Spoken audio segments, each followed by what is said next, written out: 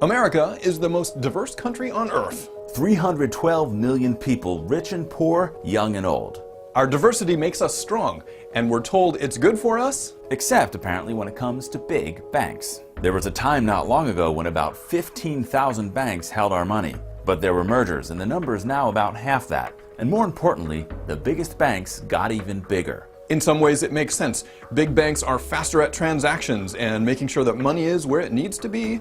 But James Kwok wrote a book about the recession called 13 Bankers, and he says that there are more powerful factors at work. You know, the motivations for consolidation in any industry are one, ego, and two, people make more money. So in a sense, it's almost an unstoppable force. To get a sense of this force, add up the assets of just the 6 biggest banks. The total is the equivalent of more than 60% of the country's entire economic output. That's a lot of power. These banks used consumers' money to help inflate the housing bubble.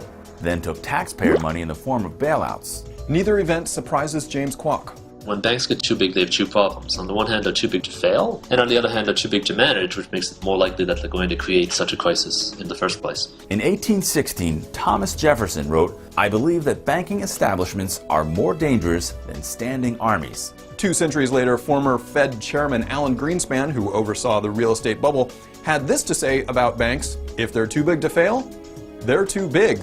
So guess what happened since the recession hit? There are fewer banks. They are bigger. And they'll probably grow even more.